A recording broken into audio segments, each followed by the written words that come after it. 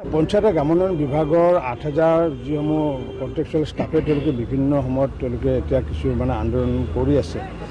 কিন্তু মই তেওঁলোকক জ্ঞাত এই কথাষাৰ, কাৰণ কিয় মই আনকি অহংকাৰ কৰি নক'লেও মই গৰ্ব কৰি ক'ব পাৰোঁ যে পঞ্চায়তৰ মন্ত্ৰী হিচাপে মই যিমানখিনি চাইছোঁ তেওঁলোকক কোনো কালে কোনো পঞ্চায়তৰ মন্ত্ৰীয়ে ইমানখিনি মৰম কৰা নাই, কাৰণ কিয় সহানুভূতিশীল চৰকাৰ হিমন্ত বিশ্ব চৰকাৰ।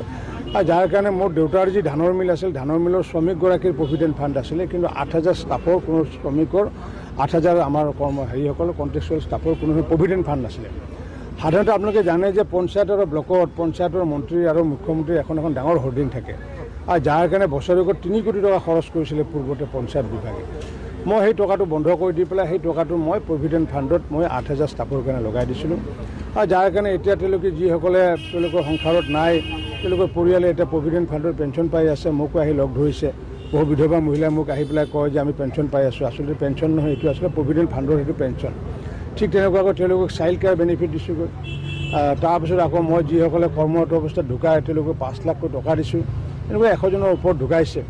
গতিকে ইমানখিনি কৰাৰ পিছত তেওঁলোকক মই কথা দিয়া আছিলে যে আমি আগন্তুক দিনত আপোনালোকৰ চাকৰিটো আমি নিয়মীয়া কৰাৰ কাৰণে 60 বছৰ কৰাৰ কাৰণে মই ব্যৱস্থা কৰিম, আৰু সেইটোৰ কাৰণে প্ৰচেছ চলি আছে।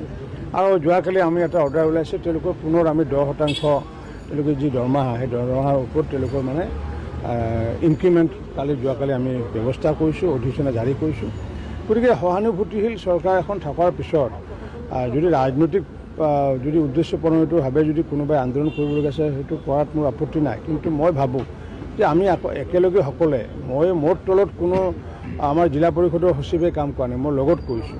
মোৰ লগত কোনো বিডিঅ' কৰা নাই, আমাৰ লগত কৰিছে। বিডিঅ'ৰ তলত কোনো GP ছেক্ৰেটাৰী কাম কৰা লগত কৰিছে। ঠিক তেনেকুৱাকৈ আমাৰ কণ্ট্ৰেকচুৱেল 8,000 ষ্টাফেও একে লগত কাম কৰিছে। গতিকে আমি সকলোৱে লগত কৰাৰ কাৰণে আমি 4 বছৰত আমি 17 লাখ ঘৰ সম্পূৰ্ণ কৰিব পাৰিছোঁ। এই যে লগত কৰা কাম কৰা যিটো মানসিকতা, এই মানসিকতা থাকিলে নিশ্চিত ওপৰত আমি আগুৱাম। আৰু মই 8,000 যি কৰ্মৰত যি আমাৰ হেৰি আছে, নিশ্চিত ওপৰত তেওঁলোকৰ যি চাকৰি অন্য বিভাগৰ দৰে আমিও 60 বছৰ কৰিম, তাৰ কাৰণে প্ৰচেছ চলি আছে।